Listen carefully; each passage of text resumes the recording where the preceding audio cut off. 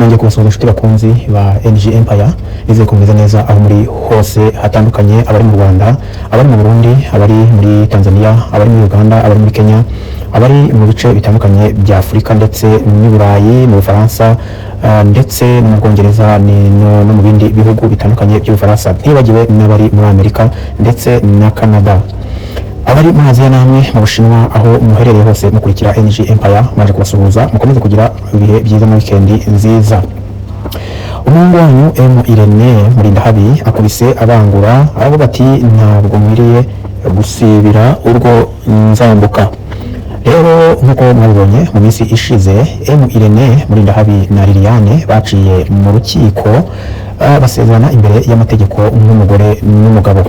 Rero Irene ntabwo yashimye ko byarangirira aho ngaho, ahubwo yahise akubita abangura ashyiraho gahunda y'uko cyangwa se n'ubundi bari baramaze kuyisetinga, ahita akora ubukwe uyu munsi wo ku itariki 15 z'ukwezi kwa munani umwaka wa 2026 nibwo Irene yakoze ubukwe bwo gusaba ndetse bakaba bari guhita bakora na reception.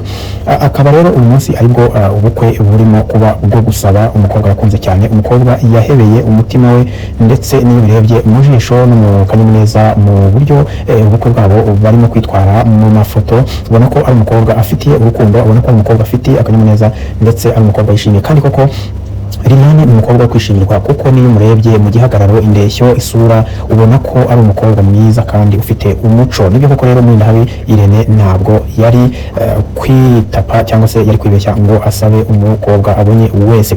Ubukwe bwa Irene ndetse na Liliane ni ubukwe bwitabiriwe n'abastari benshi batandukanye, barimo ba Ruki, barimo ba Philipita, barimo abastari benshi batandukanye, bose babugaragayemo. Ni ubukwe ubona ko rwose buri wese yabwitabiriye witwa umusitari cyangwa se umusitari wese uziranye na Irene, ubona ko ubukwe bwa Irene ndetse na Liliane babwitabiriye ari benshi. Ni ubukwe twabonyemo na Honorable Edouard Bamporiki nawe yabugaragayemo ubukwe, ndetse yanagaragaye ku ruhande rw'umusore ubwo yagaragaye mu gice cy'abasabiye umusore. Bivuze rero ko Edouard Bamporiki nawe ari mu basaza basabiye Murindahabi Irene. Uko rero uko bimeze, uko bihagaze kano kanya, ntabwo Irene nubwo yari yavuze yuko atari yariteguye gukora ubukwe kuko mama we yapfuye mu minsi ishize, avuga ko atanejejwe cyane no gukora ubukwe cyangwa se atishimiye no gukora ibirori atari kumwe na mama we. Mu by'ukuri ubona ko atari ibintu bishimishije mu maso he ndetse no mu isura ye, ariko nyine byabaye ngombwa akabikora. Ariko hari ikintu yagarutseho, yavuze ngo nubwo mama atakiriho ngo abone ibirori byanjye, nubwo mama atakiriho ngo abone ubukwe bwanjye, ariko mfite uwo nkwiriye kubwereka, mfite uwo nkwiriye kunezeza, mfite uwo nkwiriye kwereka umunezero. Uwo nta wundi yavugaga rero, yavugaga umwana we w'umukobwa afite Irene cyangwa se Murindahabi Irene afite umwana w'umukobwa yabyaye mbere y'uko agiye gushakana na Liliane. Uko rero uko yabivuze avuga ati nubwo mama adahari ariko mfite umwana wanjye, nkwiriye kumunezeza, nkwiriye kumwereka ibyishimo, nkwiriye kumugaragariza ko hari ibyiza byose byari kubonwa na mama cyangwa se nari kwereka mama. Umwana wanjye azabyenjoyinga, umwana wanjye azabinezerwamo, igihe cyose nzabona yishimye mu birori byanjye nzabifata nkaho ari mama ubinezerewemo. Nuko rero nguko uko uyu munsi byifashe muri iyi weekend, ubukwe bw'umusitari Irene Murindahabi. Rero mu bamwambariye Philipita nawe yagaragaye mu bamwambariye nk'umusore, ndetse na Roki n'uwo bita Kimenyi muramuzi, nawe yagaragaye mu bamwambariye. Abo bose bagiye bagaragara mu basore bamwambariye.